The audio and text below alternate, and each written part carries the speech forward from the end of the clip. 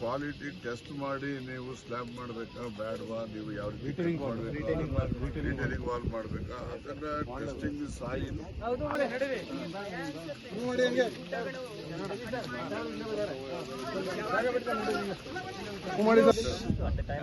it or not? Yes, sir. It has been designed. Test holes are being provided here, sir. For that, designed. Yes, sir. But not executed. ಇದು 4 lane ರಸ್ತೆ ಆಗ್ಬೇಕಾಗುತ್ತೆ. National highway ಅವರು ಸುಮಾರು 35 kilometre ರಸ್ತೆ ಮಾಡಿದ್ದಾರೆ. ಇದು critical area. ಈ critical area ಸುಮಾರು 10 kilometre ರಸ್ತೆ ಮಾಡಿದ್ದಾರೆ. ರಾಮನ ಎಂತದ್ದು ಮಾರ್ನಹಳ್ಳಿ ಕೇಳಿಸ್ತಾ ಇಲ್ವ ನಿನಗೆ? ನಿನಗ್ ಕೇಳಿಸ್ತಾ ಇದೆಯಾ ಇಲ್ವ ಹೇಳಯ್ಯ? 35 ಕಿಲೋಮೀಟರ್ ಮಾಡಿದ್ದಾರೆ ನ್ಯಾಷನಲ್ ಹೈವೇ ಅವರು ಮಾಡಿದ್ದಾರೆ. ಇದು ಸ್ಟೇಟ್ ಹೈವೇ ಅಲ್ಲ, ನ್ಯಾಷನಲ್ ಹೈವೇ. ನ್ಯಾಷನಲ್ ಇದಿರ್ಬೇಕು. ಯಾಕಂತಂದ್ರೆ ಮಣ್ಣು ಮೇಲ್ಗಡೆ ಲೂಸ್ ಸಾಯಲ್ ಇದೆ. ಅದಕ್ಕೆ ಏನ್ ಮಾಡ್ಬೇಕು ಅಂತಂದ್ರೆ ನ್ಯಾಷನಲ್ ಹೈವೇ ಅವರು ದುಡ್ಡು ಕಡಿಮೆ ಖರ್ಚು ಮಾಡ್ಲಿಕ್ಕೆ ಉಳಿಸ್ಲಿಕ್ಕೋಸ್ಕರವಾಗಿ ಹೆಚ್ಚು ಜಮೀನನ್ನ ಅಕ್ವೈರ್ ಮಾಡ್ಕೋಬೇಕು. ಹೆಚ್ಚು ಜಮೀನು ಅಕ್ವೈರ್ ಮಾಡ್ಕೊಂಡು ಆ ಕಟಿಂಗ್ ಇದೆಯಲ್ಲ ಅದನ್ನ 90 ಡಿಗ್ರಿ ಇಡಬಾರ್ದು. 40-45 ಡಿಗ್ರಿಗೆ ಇಟ್ಟರೆ ಹೆಚ್ಚು ಮಣ್ಣು ಲ್ಯಾಂಡ್ ಸ್ಲೈಡ್ ಆಗೋದು ಕಡಿಮೆ ಆಗುತ್ತೆ. ಈಗ ನೀವು ಕಡದಾಗಿ ಇಟ್ಬಿಟ್ರೆ ಲ್ಯಾಂಡ್ ಸ್ಲೈಡ್ ಜಾಸ್ತಿ ಆಗುತ್ತೆ. ಸೊ ಅದು ಈ ವರ್ಷ ಸ್ವಲ್ಪ ಮಳೆ ಜಾಸ್ತಿ ಆಯ್ತಲ್ಲ. ಈ ವರ್ಷ ಹಾಸನ ಜಿಲ್ಲೆಯಲ್ಲಿ ಸುಮಾರು 65% ಹೆಚ್ಚು ಮಳೆ ಆಗಿದೆ. 65% ಹೆಚ್ಚು ಮಳೆ ಇದೆ. ಸಕಲೇಶ್ಪುರದಲ್ಲಿ 100% ಗಿಂತ ಜಾಸ್ತಿ ಆಗಿದೆ ಸಕಲೇಶ್ಪುರ. ಸೊ ಇಲ್ಲೂ ಕೂಡ ಶಿರಾಡಿ ಘಾಟ್ನಲ್ಲೂ ಕೂಡ ಹೆಚ್ಚು ಮಳೆ ಆಗಿದೆ. ಹಾಗಾಗಿ ಲ್ಯಾಂಡ್ ಸ್ಲೈಡ್ ಈ ಸಾರಿ ಜಾಸ್ತಿ ಆಗಿದೆ. ನಾನು ಐ ಸಜೆಸ್ಟೆಡ್ ಇವ್ರಿಗೆ, ನ್ಯಾಷನಲ್ ಹೈವೇ ಅವ್ರಿಗೆ ಸಜೆಸ್ಟ್ ಮಾಡಿದ್ದೀನಿ, ನೀವು ಹೆಚ್ಚು ಜಮೀನನ್ನ ಅಕ್ವೈರ್ ಮಾಡ್ಕೋಬೇಕು. ಮತ್ತೆ 90 ಡಿಗ್ರಿಗೆ ಇಡಬಾರ್ದು, 40 ಡಿಗ್ರಿಗೆ 45 ಡಿಗ್ರಿಗೆ ಆ ತರ ಇಡಬೇಕು. ಹಿಂಗಿಟ್ರೆ ಸ್ಲೈಡ್ ಆಗಲ್ಲ. ಹಿಂಗಿಟ್ಬಿಟ್ರೆ ಸ್ಲೈಡ್ ಆಗ್ಬಿಡ್ತದೆ. ಅದನ್ನ ಮಾಡಬೇಕು ಅಂತ ಹೇಳಿದ್ದೀನಿ. ಚೀಫ್ ಸೆಕ್ರೆಟರಿ ಪತ್ರ ಬರೀತಾರೆ, ನಾನು ಪತ್ರ ಬರೀತೇನೆ. ಮತ್ತೆ ನಾನು ಡೆಲ್ಲಿಗೆ ಹೋದಾಗ ಗಡ್ಕರಿ ಅವರಿಗೆ ಭೇಟಿ ಮಾಡಿ ಇವೆಲ್ಲ ವಿವರಣೆಗಳನ್ನು ಕೂಡ ವಿವರಿಸ್ತೀನಿ, ಕೊಡ್ತಕ್ಕಂಥ ಪ್ರಯತ್ನವನ್ನು ಮಾಡ್ತೀನಿ. ನಾನಿವತ್ತು ಶಿರಾಡಿ ಘಾಟ್ನಲ್ಲಿ ಲ್ಯಾಂಡ್ ಸ್ಲೈಡ್ ಯಾವ ರೀತಿ ಆಗಿದೆ ಅಂತ ಹೇಳಿ ನೋಡಕ್ಕೋಸ್ಕರ ಬಂದಿರ್ತಕ್ಕಂಥದ್ದು. ನಾನು ಮೈಸೂರಿಂದ ಬಂದೆ. ರಾಜಣ್ಣ, ನಾನು, ಚೀಫ್ ಸೆಕ್ರೆಟರಿ, PWD ಸೆಕ್ರೆಟರಿಗಳು, ಆಮೇಲೆ ನಮ್ಮ ಹಾಸನ ಜಿಲ್ಲಾ ಮುಖಂಡರುಗಳು ಎಲ್ಲರೂ ಕೂಡ ಇದ್ದಾರೆ. ಅದನ್ನು ನೋಡ್ಕೊಂಡು ಕೂಡಲೇ ನಾನು ಪತ್ರ ಬರೀತೀನಿ.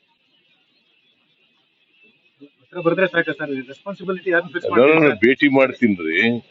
ಈಗ ಲಕ್ಕಿಲಿ ಯಾರು ಸತ್ತಿಲ್ಲ, ಟ್ರಾಫಿಕ್ ತೊಂದರೆ ಆಗಿದೆ. ಅದಕ್ಕೆ ಇಲ್ಲಿ ಒಂದು SDRF ತಂಡ ಕೆಲಸ ಮಾಡ್ತಾ ಇದೆ. ಮೋಟಾರಬಲ್ ರಸ್ತೆನ ಮಾಡಿಕೊಡ್ತಕ್ಕಂಥ ಪ್ರಯತ್ನವನ್ನು ಅವರು ಮಾಡ್ತಾ ಇದ್ದಾರೆ.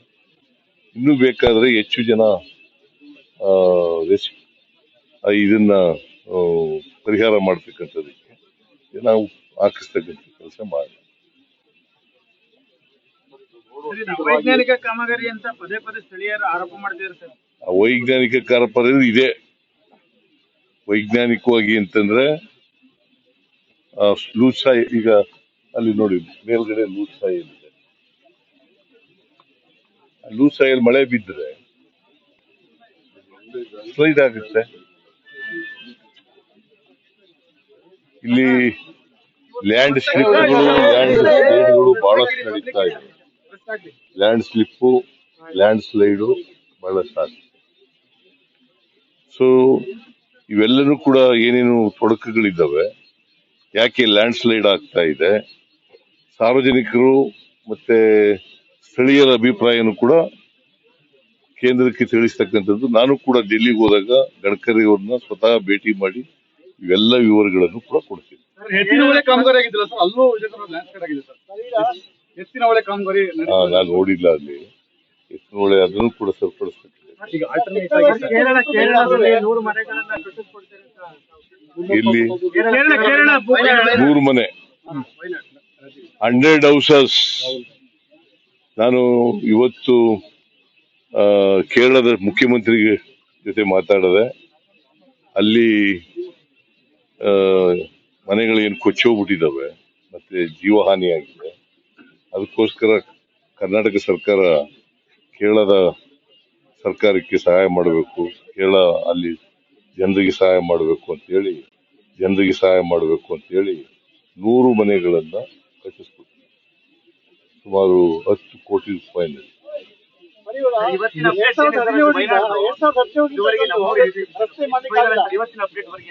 ಸಚಿವರು ಅಲ್ಲೊಬ್ರು ಇದ್ದಾರೆ. ಯಾರು? ವಯನಾಡು ವಿಚಾರ ಸಂಬಂಧಪಟ್ಟ ಇವತ್ತಿನ ಅಪ್ಡೇಟ್ ಏನಿದೆ ಸರ್? ಏನು ಜನ ನಮ್ಮವ್ರು ಮಿಸ್ಸಿಂಗ್ ಆಗಿದ್ದಾರೆ. ಕರ್ನಾಟಕದಿಂದ ಕರ್ನಾಟಕದಿಂದ ಸತ್ತಿದ್ದಾರೆ, ಬಹಳ ಜನ ಮಿಸ್ಸಿಂಗ್ ಆಗಿದ್ದಾರೆ. ಆ ಮಿಸ್ಸಿಂಗು ಪತ್ತೆ ಆದ್ಮೇಲೆ ಗೊತ್ತಾಗೋದು ಎಷ್ಟು ಜನ ಸತ್ತಿದ್ದಾರೆ ಅಂತ. ಇವತ್ತು ಬಿಜೆಪಿ ಜೆಡಿಎಸ್ ಪಾದಯಾತ್ರೆ ಶುರು ಮಾಡಿದ್ದಾರೆ. ಇದು ಶಿರಾಡಿಘಟ್ಟೆಗೆ ಸಂಬಂಧಪಟ್ಟದ್ದು. ಆಗ್ಲಿ ಸರ್, ಜೊತೆಗೆ ಅದು ಮುಂದುವರೆದು ಏನ್ ಹೇಳಿದ್ದಾರೆ ಗೊತ್ತಾ ಸರ್? ಇದು ಯಾವುದೇ ಪ್ರತಿಭಟನೆ ಏನು ಪಾದಯಾತ್ರೆ ಇದೆ, ಯಾವುದೇ ವ್ಯಕ್ತಿಗತ ಅಲ್ಲ, ಸರ್ಕಾರದ ಭ್ರಷ್ಟಾಚಾರದ ವಿರುದ್ಧ ಅಂತ ಹೇಳ್ತಾರೆ ಸರ್ ಬಿಜೆಪಿ ರಾಜ್ಯಾಧ್ಯಕ್ಷರು. ಏನ್ ಹೇಳ್ತೀರಿ ಸರ್? ಭ್ರಷ್ಟಾಚಾರದ ಪಿತಾಮಹರು ಯಾರು ಇದ್ರೆ ಈ ದೇಶದಲ್ಲಿ ಬಿಜೆಪಿ. ಭ್ರಷ್ಟಾಚಾರ ಮಾಡೋದ್ರಲ್ಲಿ 100% ಭ್ರಷ್ಟಾಚಾರ ಮಾಡೋರು, 40% ಭ್ರಷ್ಟಾಚಾರ ಯಾರಿಗೆ ಹೇಳಿದ್ದು ಅದನ್ನ? ಮಿಸ್ಟರ್ ಕೆಂಪಣ್ಣ ಯಾರಾಗಿದ್ದಾರೆ, ಏನಾಗಿದ್ದಾರೆ ಅವರು? ಕಾಂಟ್ರಾಕ್ಟರ್ ಅಸೋಸಿಯೇಷನ್ ಅಧ್ಯಕ್ಷ.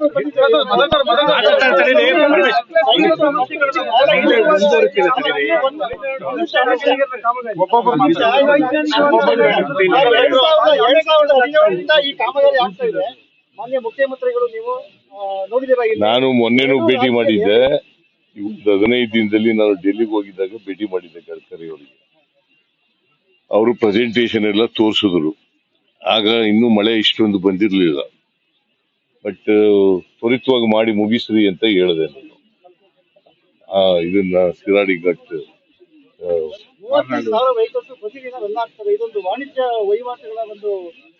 ಎಲ್ಲ ನಿಜ. ನೀವು ಹೇಳೋದೆಲ್ಲ ಕರೆಕ್ಟು. ಈಗ ಇದರಿಂದ ಬಹಳಷ್ಟು ಆರ್ಥಿಕವಾಗಿ ನಷ್ಟ ಆಗ್ತದೆ.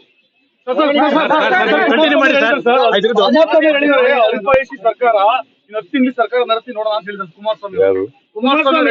ಕುಮಾರಸ್ವಾಮಿ ಎಷ್ಟು ದಿನ ಮಂತ್ರಿಯಾಗಿರ್ತಾರೆ ಕೇಂದ್ರದಲ್ಲಿ ಅನ್ನೋದು ಲೆಕ್ಕ.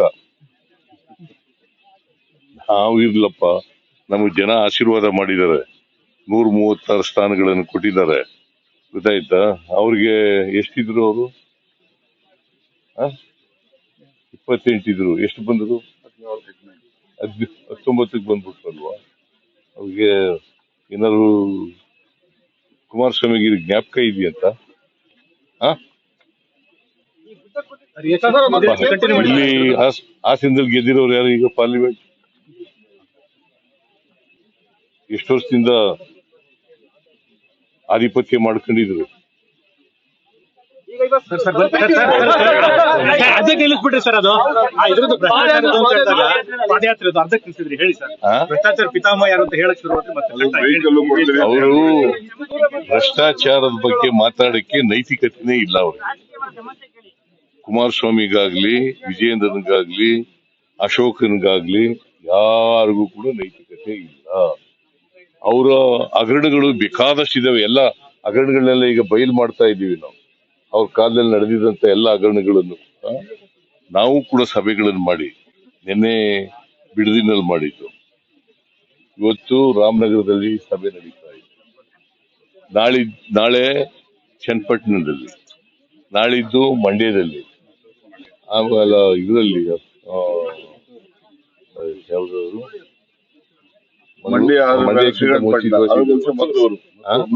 ಮದ್ದೂರಿನಲ್ಲಿ, ಆಮೇಲೆ ಮಂಡ್ಯದಲ್ಲಿ, ಆಮೇಲೆ ಶ್ರೀರಂಗಪಟ್ಟಣದಲ್ಲಿ, ಮೈಸೂರಿನಲ್ಲಿ ದೊಡ್ಡ ಸಾರ್ವಜನಿಕ ಸಭೆಯನ್ನ 9ನೇ ತಾರೀಕು ಮಾಡ್ತೀವಿ. ಅವರ ಎಲ್ಲ ಹಗರಣಗಳನ್ನು ಬಿಚ್ಚಿಡ್ತೀವಿ. ನೈತಿಕ ಹೊಣೆ ಹೊತ್ತು ರಾಜೀನಾಮೆ ಕೊಡಬೇಕಂತ ಯಡಿಯೂರಪ್ಪ ಹೇಳಿದ್ದಾರೆ ಸರ್. ಯಾರು? ಯಡಿಯೂರಪ್ಪ. ಫೋಕ್ಸೋ ಕೇಸ್ನ ಸಿಕ್ಕಾಕೊಂಡ್ರಲ್ಲ, ಏನ್ ಮಾಡ್ಬೇಕು ಅವರು? ಫೋಕ್ಸೋ ಕೇಸ್ನಲ್ಲಿ ಸಿಕ್ಕಾಕೊಂಡಿದ್ದಾರೆ, ಚಾರ್ಜ್ ಶೀಟ್ ಆಗಿರೋ ಕಣೆ. ಗೊತ್ತಾ ನಿಂಗೆ ಅದು? ಮತ್ತೆ ರಾಜೀನಾಮೆ ಏನಕ್ಕೆ ಹೋಗಿ ಕೇಳಲ್ಲ ನೀನು? ಅವ್ರಿಗೆ ರಾಜಕೀಯದಲ್ಲಿ ಇರ್ಲಿಕ್ಕೇನೆ ನಾಲಾಯಕ ಅವರು.